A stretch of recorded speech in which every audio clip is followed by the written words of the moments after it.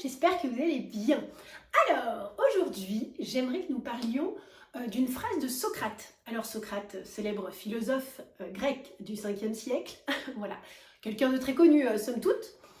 Et il a dit cette phrase, alors je ne sais pas dans quelles circonstances il aurait été intéressant que je cherche, mais je vous invite à aller regarder si la phrase peut vous intéresser. Je ne sais pas du coup dans quelle mesure il a dit, mais je vais vous parler de ce que moi, ça a réveillé en moi. Et sa phrase, c'était ce que je sais, c'est que je ne sais rien. Alors, j'ai entendu parler de cette phrase-là il n'y a pas très longtemps, il y a quelques mois.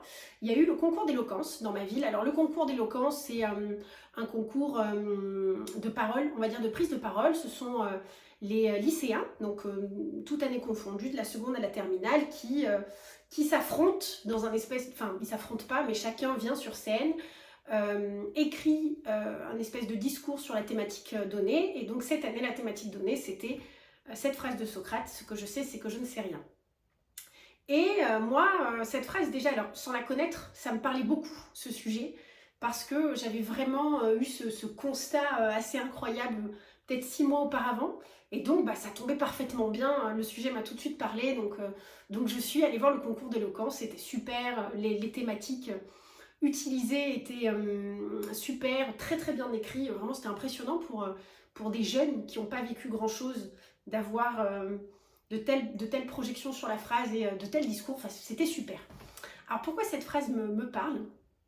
Alors je la vois selon 2 axes. Déjà, je vais vous parler de mon voyage, mon tour du monde, et ensuite je vais vous parler de moi. Parce que cette phrase m'a marquée vraiment sur ces 2 aspects. Quand j'avais 20 ans, j'ai commencé à vouloir faire un tour du monde.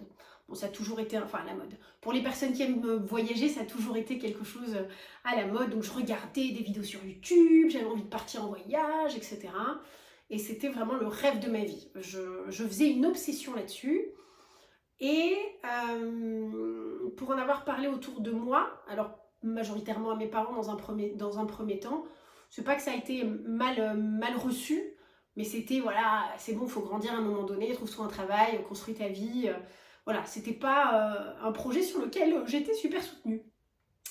Et parce qu'on est pétri de peur, on est pétri de ce que la société décide pour nous.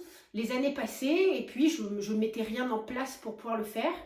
Parce que oui, à force d'avoir entendu que c'était un peu ridicule finalement et qu'il était temps de se comporter comme une grande personne, je faisais rien pour le mettre en place. Et j'étais archi frustrée parce que j'ai passé les premières années à me dire oui, effectivement, c'est un caprice, peut-être qu'il ne faut pas le faire, c'est ridicule, grandis, ce fameux grandis. Et puis, j'ai entamé vers la trentaine, je pense, une thérapie avec une super thérapeute comportementaliste et j'avais parlé de tout un tas d'aspects quand je suis arrivée dans son cabinet et j'avais parlé de cette envie de faire le tour du monde et que je lui avais expliqué que j'avais eu l'impression que c'était pas un caprice mais que c'était quelque chose qui avait l'air d'être super important pour moi. J'étais un peu obsédée, j'y pensais tout le temps et en gros j'avais l'impression à ce moment-là que j'allais rater ma vie si je faisais pas ce voyage. Et un jour, elle m'a fait faire un exercice qui était extraordinaire, l'exercice de la chaise. Donc elle me fait asseoir, elle me dit voilà, là c'est la chaise des arguments de pourquoi tu dois faire ce tour du monde. Et là c'est la chaise des arguments de pourquoi tu ne dois pas faire ce tour du monde. Donc j'attaque la chaise du oui, la chaise du non, la chaise du oui, la chaise du non. Et là de manière archi spontanée, je lui dis mais en fait j'ai rien à faire sur cette chaise, c'est sur cette chaise que je devrais être. Et elle me dit l'exercice est terminé. Et là, c'est incroyable, en 5 minutes d'un exercice qui semble mais simple comme pas possible, on a réglé une thématique de prise de tête de plus de 10 ans où j'arrêtais pas de dire oui, non, je trouvais des arguments pour, des arguments non. Et là, en 5 minutes, ça m'a semblé mais tellement évident finalement. Et je l'ai remercié d'ailleurs quand je suis partie, parce que je suis partie, spoiling alert, je suis partie. Je lui avais envoyé des photos de mon voyage en disant merci, c'est grâce à vous, c'est incroyable d'avoir réglé ça en quelques minutes après 10 ans de prise de tête. Bon, donc en 2019, je suis partie faire ce voyage. Et c'est marrant parce que je me voyais comme quelqu'un qui pouvait se contenter, un peu cette vieille phrase d'amour et d'eau fraîche, vivre d'amour et d'eau fraîche. Je me suis dit je vais trouver un travail n'importe lequel, limite à vendre des coquillages sur la plage, etc. Je me voyais telle avoir une vie de bohème. Vous voyez le truc venir, ça s'est pas du tout passé comme ça. Et ce qui se passe, et que je n'avais pas pris en compte, et avec le recul, parce que j'y ai beaucoup réfléchi, c'est vraiment le constat que j'en fais aujourd'hui, quand j'ai eu envie la première fois de faire ce voyage, j'avais 20 ans.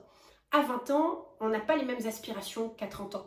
Donc je me voyais telle une baroudeuse, voyager en sac à dos, vivre de n'importe quel travail, un peu à la bohème, me contenter de vivre sur des plages paradisiaques, etc.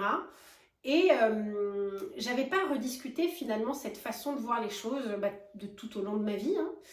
Et quand je pars, j'ai la trentaine 2019, quel âge j'ai 4 ans, ouais, j'ai 35 ans, 34-35 ans. Et j'avais jamais rediscuté les motivations et l'envie et ce qui m'avait tant poussé à vouloir faire ce voyage. Et je pense qu'à l'époque, ouais, j'avais envie d'ailleurs, on voit des plages paradisiaques, on a envie de les voir, on a envie de les découvrir, ce qui ne veut pas dire qu'on est capable d'avoir cette vie-là. Mais à ce moment-là, l'envie était tellement forte que pour moi, c'était sûr. J'étais prête pour cette vie, c'était exactement ce que je voulais faire.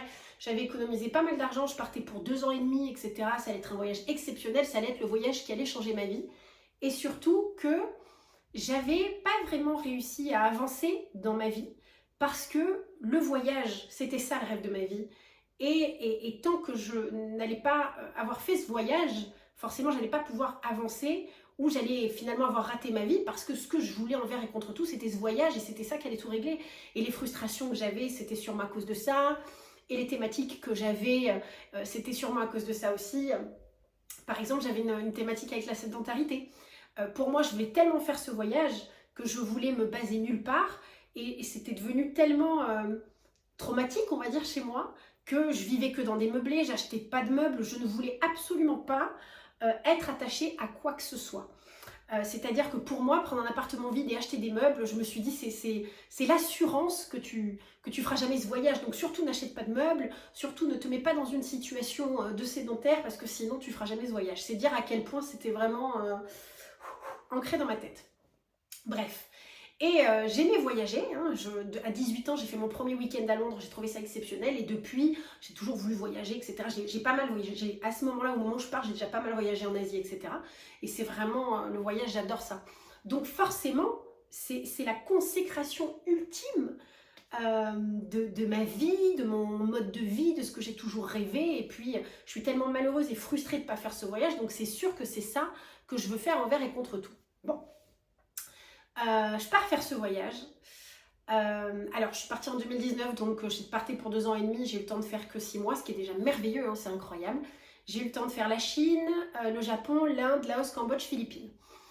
Donc là, c'était la partie un peu touristique. Et après, je voulais partir en Amérique du Sud. Je n'étais jamais allée en Amérique du Sud encore pour découvrir l'Amérique du Sud et sûrement vivre là-bas parce que je ne me sentais pas suffisamment liée avec le continent asiatique par rapport à différences culturelles, etc. pour y vivre. Mais l'Amérique du Sud, pour moi, les gens ressemblent plus à notre mode de vie. Donc, je me voyais bien peut-être essayer de m'installer là-bas.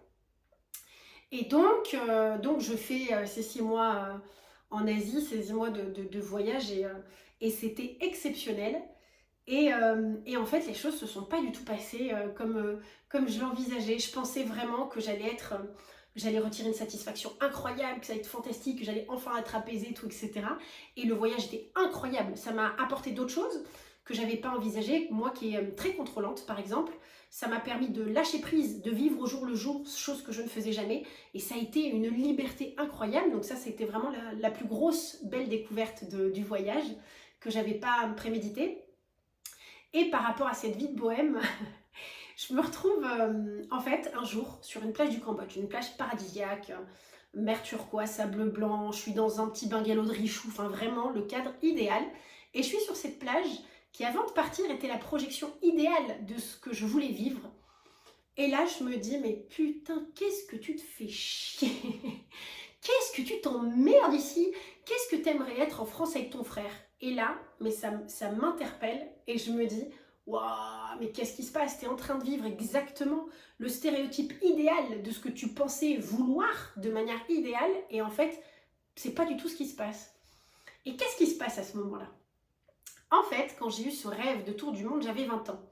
Et à 20 ans, j'étais beaucoup plus superficielle, j'étais beaucoup plus dans la consommation, de la fête, des gens, du cadre, etc. On n'a pas du tout les mêmes projections et les mêmes besoins et les mêmes envies. Et j'avais tellement eu envie de ce voyage pendant ces 10 ans que, comme je vous l'ai dit, j'ai jamais rediscuté pourquoi je voulais partir, qu'est-ce que j'en attendais.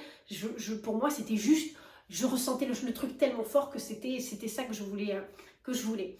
Et je me suis pas demandé, avant même de partir, hein, c'est fou, je me suis pas demandé qu'est-ce que j'attendais de ce voyage. Alors oui, trouver un endroit où je voulais vivre, mais je me suis pas demandé aujourd'hui, t'es qui? T'as besoin de quoi? Qu'est-ce qu'il te faut pour être heureuse? Et le fait de ne pas m'être demandé ça, c'est ça qui a fait la déconvenue en fait. Parce que une chose qui était moins importante à 20 ans et qui l'était beaucoup plus à partir de 30 ans, c'était le lien. Je me lie difficilement avec les gens pour tout un tas de raisons. Et j'ai de grandes difficultés à créer des amitiés et du lien. Alors, j'ai des amis, hein, je ne suis pas complètement une ermite solitaire, mais j'ai beaucoup de mal à créer ce lien-là. Et du coup, et l'amitié et le lien, c'est quelque chose d'indispensable pour moi. Le lien, le partage, discuter, échanger. Et donc, j'avais absolument pas prémédité que quand tu voyages, certes, tu rencontres plein de gens, mais plein de gens beaucoup plus jeunes, plein de gens qui partent, qui font 3 jours et qui partent, peu de gens qui s'établissent, ou alors dans des grandes villes, ça aurait été peut-être le cas en Amérique du Sud, on ne le saura jamais. Donc, je rencontrais plein de gens, mais beaucoup plus jeunes, plein de gens qui voyageaient et très peu de personnes qui se sédentarisaient avec qui je pouvais créer du vrai lien. Et au bout de 6 mois, j'étais très malheureuse parce que mon Dieu, mais qu'est-ce que ça me manquait. Et c'est pour ça qu'à ce moment-là, je pense à mon frère, parce que mon frère et moi, on est assez fusionnels et on a une relation très importante. Et à ce moment-là, je me dis, mais ça me manque en fait. Mes amis me manquent, le lien me manque. On avait beau rester au téléphone et se contacter régulièrement. À ce moment-là, en termes de vie sociale, c'était vide et j'étais malheureuse. Et c'est fou parce qu'à ce moment-là, je réalise que tout ce que je pensais savoir était faux. C'est-à-dire que j'étais persuadée, à cause des œillères que je m'étais mise pendant 10 ans, que quand je serais sur ces plages paradisiaques, à ce moment-là, ça comblerait toutes mes attentes et j'aurais exactement ce que j'avais toujours voulu. Et grâce à ce moment sur cette plage, je réalise qu'en fait, je ne sais pas ce que je veux, que je suis persuadée, au vu de l'émotion forte que j'ai, que ce que je veux, plus que tout, c'est vivre sur une plage paradisiaque.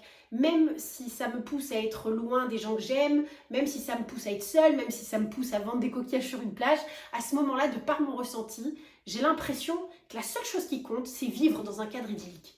Oh les gars, la déconvenue. Et là, je réalise qu'en fait, la seule chose que je veux, c'est être avec du lien, c'est être avec du lien. Être en lien avec les gens que j'aime et qu'à ce moment-là, je réalise que c'est ça qui a de plus d'importance.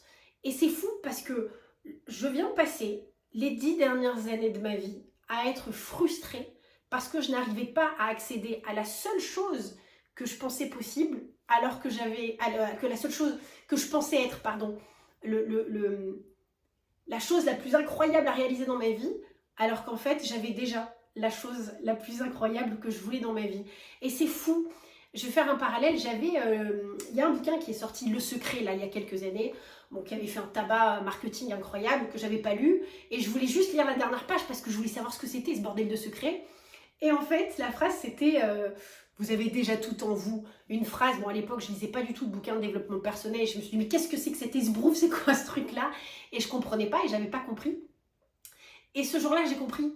Je me suis dit, tu te rends compte, tu rêvais d'ailleurs et tu t'es tellement mis des œillères avec ce voyage et avec ce besoin de partir, etc., que tu n'as pas réalisé qu'en fait, tout ce dont tu avais besoin, tu l'avais déjà. Alors après, il a fallu que je fasse ce voyage et je suis persuadée aujourd'hui que si je n'avais pas fait ce voyage, j'aurais sûrement passé ma vie à être frustrée, ma vie à avoir l'impression d'être passée à côté, alors qu'en fait, accéder à ce que je pensais le meilleur m'a permis de voir que j'avais déjà tout ce dont j'avais besoin. Et ça semble incroyable pour mon cerveau. J'étais là, je me dis, mais tu devrais être super heureuse d'être sur cette plage. Et c'était génial, hein, je fais pas la meuf. Mais en fait, c'était pas ça que je voulais. Et il a fallu que je passe par ça pour me rendre compte que c'était pas ce que je voulais. Je sais pas si c'est très clair, hein. Dans ma tête ça l'est, mais la manière dont je le dis, j'ai passé 10 ans à être malheureuse et frustrée parce que je pensais que c'était le voyage qui était le plus important.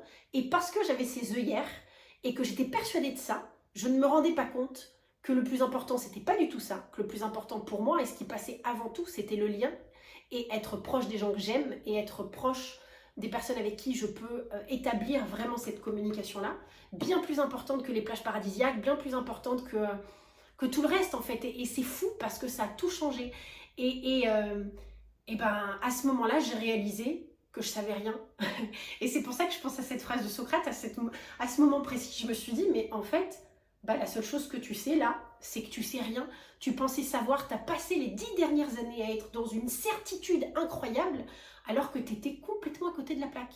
Complètement à côté de la plaque.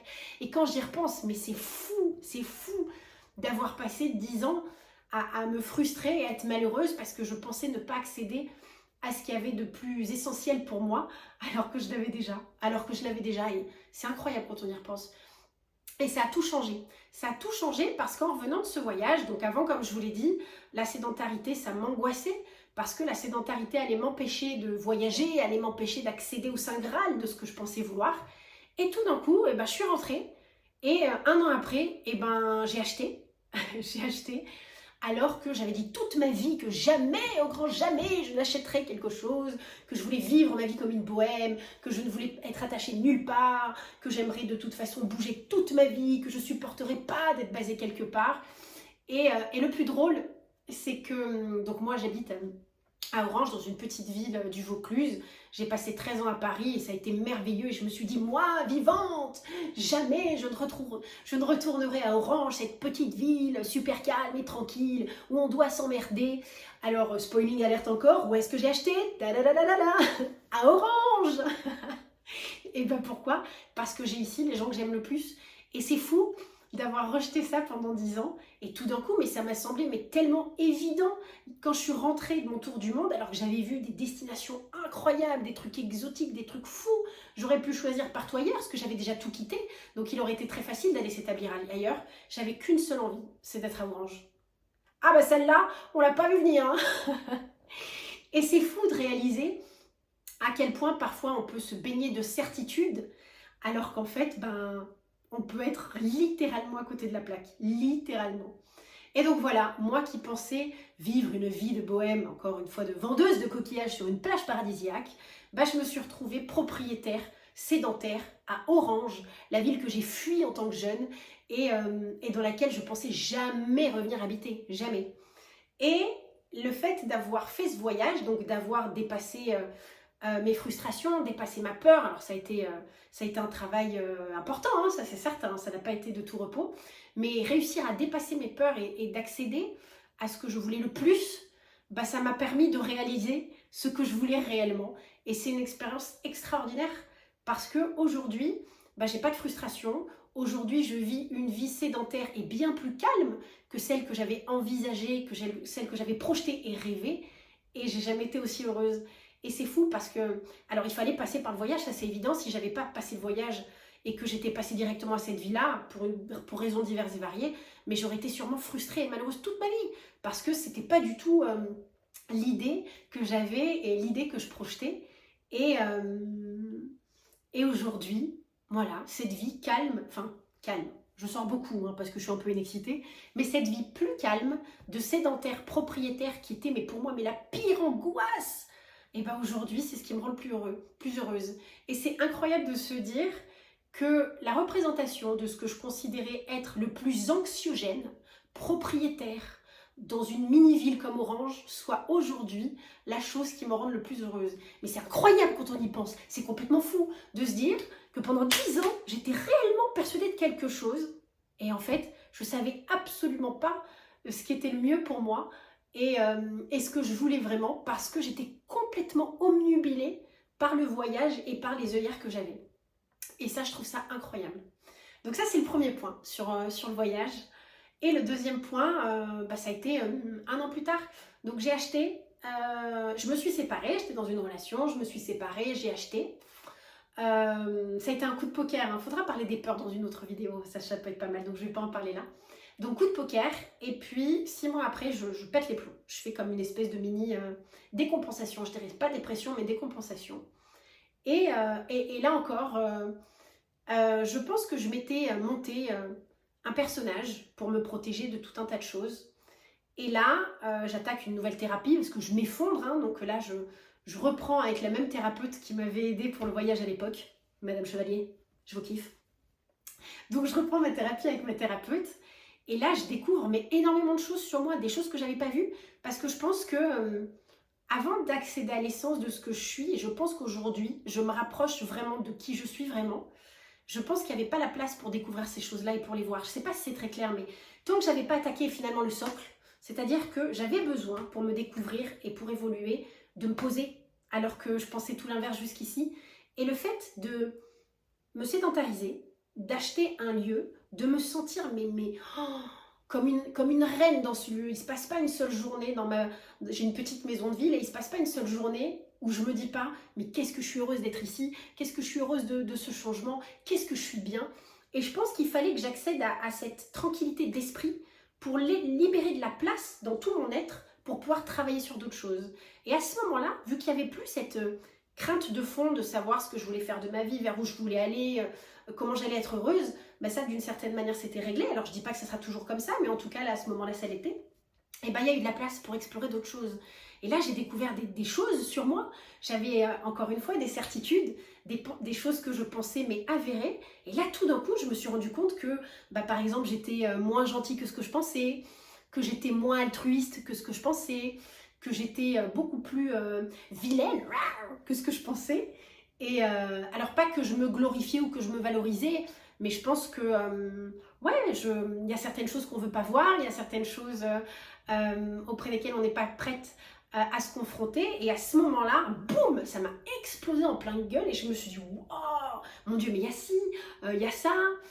Des choses positives hein, aussi, là forcément on a tendance à mettre le négatif en premier, mais des choses positives. Je me suis rendu compte que finalement je pouvais me faire beaucoup plus confiance que ce que je pensais, que j'étais beaucoup moins radicale que ce que je pensais, ça a été incroyable. Et c'est fou, et je me souviens d'avoir beaucoup pleuré, d'en avoir beaucoup parlé avec mon frère. Alors j'avais beaucoup travaillé, j'ai fait des thérapies, j'ai beaucoup travaillé sur moi, etc. Alors pas que je me pensais arriver, parce qu'on n'est jamais arrivé, on évolue tout le temps, la vie évolue, nous on évolue, tout évolue, donc forcément les choses changent. Mais ça a été un effondrement de me dire ouais, tu pensais quand même avoir fait le plus gros, tu pensais avoir quand même bien œuvré et au final, mon Dieu, mais la route est encore longue et surtout, tu pensais encore une fois avoir des certitudes et c'était pas du tout ce que tu pensais, pas du tout. Et ça m'a fait un peu mal à l'ego, alors pas très longtemps parce que je n'ai pas énormément d'ego, on a tous un ego, hein, mais le mien n'est pas archi développé.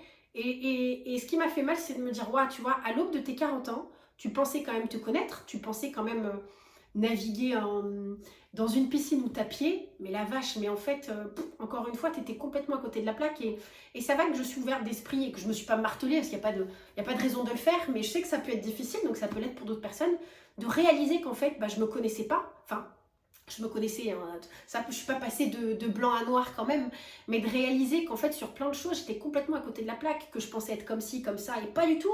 Je me suis dit, waouh meuf, t'as 40 ans, t'es censée quand même être mature, arriver, avoir une certaine connaissance de toi, et mon Dieu, mais pas du tout. Ah, ça fait bizarre, hein. Quand on a beaucoup travaillé, ça fait quand même un peu bizarre. Et voilà, j'ai dépassé ça et c'est super, il y a toujours plein de choses à découvrir et c'est incroyable, mais c'est fou. C'est fou de se dire que parfois on peut être baigné dans des certitudes et qu'on a complètement tort. Et j'ai un ami, Dan, qui répète ça souvent, qui dit qu'une des choses importantes, alors je ne pourrais pas le retranscrire aussi bien, mais c'est de ne pas avoir trop de certitudes. Parce que parfois on a tort. Alors ça peut être une autre vidéo intéressante, les différentes réalités. Voilà, quand par exemple mon frère et moi, ça c'est un sujet souvent, je vais lui présenter ma réalité, il va me présenter la sienne, on considère tous les deux avoir raison, alors qu'aucun des deux a raison ni tort, on a tous les deux raison, on a tous les deux tort, parce que c'est une question de perception, une question de perspective. Ça c'est une vidéo qui sera super intéressante à faire. Donc en fait, personne n'a tort, personne n'a raison. Et finalement, ce truc-là, mais ça peut être adapté à tout. On arrive et on pense qu'on a raison. Qu'est-ce qui nous dit qu'on a raison? La façon dont on a été éduqué, la façon dont on pense, le vivier de où on vient, mais il n'y a pas de raison, il n'y a pas de tort, il n'existe pas le manuel de la raison. Voilà, là-dedans, vous avez toutes les réponses, tous les sujets sur lesquels vous aurez raison, ça n'existe pas. Et c'est ça qui est fou. Personne n'a tort, personne n'a raison. Mais bon, ça sera une autre vidéo. Ça a été incroyable, mais mind-blowing, comme diraient les Américains. de me réaliser que, bordel, on sait jamais rien. On sait jamais rien. Et j'ai trouvé que c'était super marrant d'avoir traversé ces deux phases, donc de rentrer de mon voyage, d'embrasser une vie qui n'était pas du tout celle que j'envisageais, mais vraiment l'archétype de ce que je pensais me rendre le plus malheureuse possible. C'est la vie que j'ai choisie, absolument incroyable.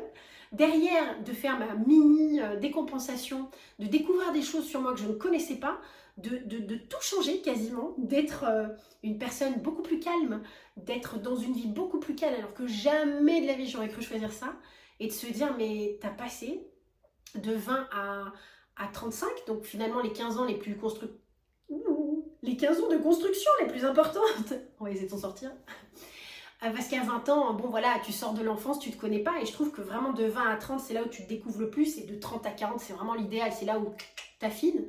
Et je pensais savoir qui j'étais, où j'allais, mais mon Dieu, j'en savais rien, et c'est beau finalement de se dire que tout peut toujours évoluer, et qu'on peut toujours tout recommencer, et que finalement, on se plante pas vraiment, parce que ce que l'on voulait à 20, on le voudra pas à 30, et vice versa, mais c'est pas finalement ça la philosophie de l'histoire. La philosophie, c'est vraiment je dirais de réfléchir beaucoup plus et de réfléchir en pleine conscience. Je pense que je me suis trop basée pendant des années sur le ressenti que j'avais par rapport à ce voyage, et j'avais l'impression que je voulais tellement qu'à aucun moment donné je me suis demandé de manière adulte pourquoi je le voulais, qui j'étais aujourd'hui, qu'est-ce que je voulais vraiment. Et je me suis balancée dans un projet, alors c'était super, hein, mais qui était finalement pas celui que je voulais dans le fond. Alors voilà, après il a fallu que je passe par le voyage pour le découvrir. Ceci étant, heureusement que j'ai eu la chance d'économiser cet argent et de pouvoir faire ce voyage, parce qu'au final quoi, si j'avais pas eu l'opportunité de mettre cet argent de côté, j'aurais peut-être jamais fait ce voyage, et j'aurais été frustrée et malheureuse toute ma vie, juste parce que je m'étais pas posé les bonnes questions, juste parce que je me basais que sur mon ressenti, et qu'étant persuadée que c'était ça la solution, je l'ai jamais rediscuté, je l'ai jamais repensé, et donc du coup j'étais restée sur cette certitude, qui était complètement la mauvaise, et voilà. Donc, je trouve ça assez marrant d'avoir vécu le retour de voyage et ce changement de vie radical où tout le monde m'a dit waouh, attends, t'achètes à Orange en plus, tout va bien. Je dis là, mais oui, tout va bien. Et d'avoir cette mini décompensation et de découvrir plein de nouvelles choses sur moi. Et 6 mois après, d'avoir ce concours d'éloquence de cette phrase de Socrate, tout ce que je sais, c'est que je ne sais rien. Et je me suis dit, c'est marrant. J'avais l'impression que c'était un peu, vous savez, le petit signe qui clôture toute la réflexion, de me dire, bon, c'est ridicule, on aime voir des signes partout, mais ma fille, ça y est, là, t'es sur la bonne voie, t'as choisi une vie qui n'a rien à voir et t'es archi heureuse, tu découvres plein de nouvelles choses sur toi, et t'essaies d'ouvrir ton esprit un peu plus, parce que maintenant, j'y fais beaucoup plus attention. Alors, je me remettais beaucoup en question, hein, déjà. Bon, encore plus maintenant, waouh. Mais au moins, j'essaye de pousser la réflexion un peu plus, parce que forcément, ces deux expériences m'ont montré que la seule chose que je savais, c'est que je ne savais rien. Et donc, il est important de toujours rediscuter et d'essayer d'aller au fond des choses, que ce soit seul, ou par de la thérapie, ou par tout un tas d'autres solutions, ou de vivre les expériences finalement. Parce que, et ça aussi, c'est intéressant et important, j'aurais pu rester derrière mes peurs et ne jamais faire ce voyage. Et si j'étais restée derrière ça, j'aurais jamais trouvé la paix et le bonheur. Et aujourd'hui, ça m'émeut beaucoup. Parce que je suis tellement fière d'avoir surpassé cette peur, tellement fière de m'être lancée dans le grand bain d'une expérience de tour du monde seule en plus, mais un des trucs les plus flippants de toute mon existence. Et j'ai été tellement récompensée. Alors pas du tout de la façon dont je le pensais. Voilà, je me voyais vivre sur une plage dans une petite cahute en bois. Quand j'y pense avec le recul, mais mon Dieu, comment j'ai pu penser ça? Et c'est ça qui est fou finalement, de choses dont on se persuade. Mais voilà, j'ai été récompensée, mais de manière 1000 fois plus merveilleuse que ce que j'aurais cru. Et c'est fou parce qu'avant, je voyais par exemple le voyage que sur du très long terme. Il y en avait marre d'être sédentaire, d'avoir que 5 semaines de vacances par an. Jamais je voulais cette vie. Et qu'aujourd'hui, ce qui me rend le plus heureuse, c'est d'être dans ma petite maison de ville, auprès des gens que j'aime. Alors oui, ça me fait que 5 semaines de vacances par an, mais ce sont des moments merveilleux. Et aujourd'hui, la vie que je vis au quotidien a bien plus d'importance et de richesse que ces longs voyages que j'aurais pu faire. Alors, j'en ferai peut-être d'autres, des longs voyages, hein, je ne dis pas que c'est fini, mais aujourd'hui, je ne laisserai plus la sédentarité pour choisir le voyage. Et ça, mais mon Dieu, c'était tout l'inverse avant, tout l'inverse. Et c'est pas une question de j'ai grandi ou de maturité, c'est que vraiment en le vivant, j'ai réalisé que c'était pas du tout ce que je voulais. Et c'est fou. Et c'est pour ça qu'il faut vraiment dépasser ses peurs et vivre ses aventures. Et ce sera peut-être encore l'occasion d'une autre vidéo. Parce que c'est grâce à ça, en tout quittant et en misant sur le fait de dépasser ses peurs, que j'ai pu accéder à l'essence même de qui j'étais, de ce que je voulais. Et je trouve ça incroyable. Je trouve ça incroyable.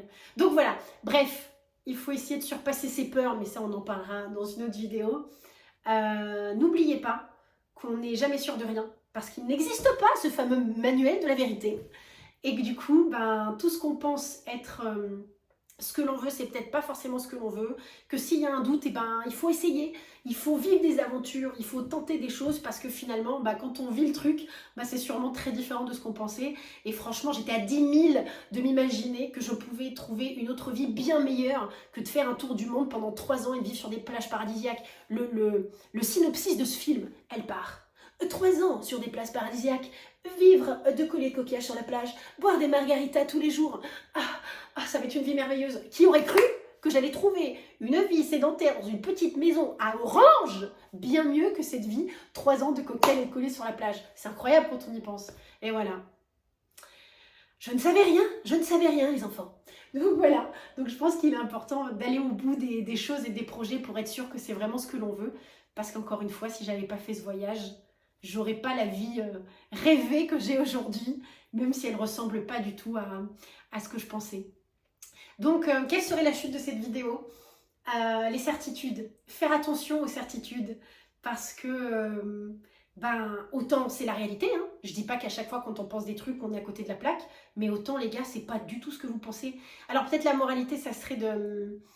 moi j'ai passé 10 ans à être frustrée. Peut-être, alors je dis pas ça que j'aurais dû, je me flagelle pas, mais quand ça fait plusieurs années où on est là en train de s'enfermer dans un truc ou dans une pensée ou dans une certitude, je pense qu'il est important peut-être de ne pas perdre 10 ans et d'essayer de démêler le vrai du faux avant pour ne pas être malheureuse pendant 10 ans. Quoi, ça a été vraiment un thème de fond où j'étais là, je veux faire ce voyage, je suis malheureuse, ma vie n'est pas idéale. Alors qu'en fait, voilà, je l'avais déjà. Enfin, bref, on va pas refaire l'histoire, vous avez compris.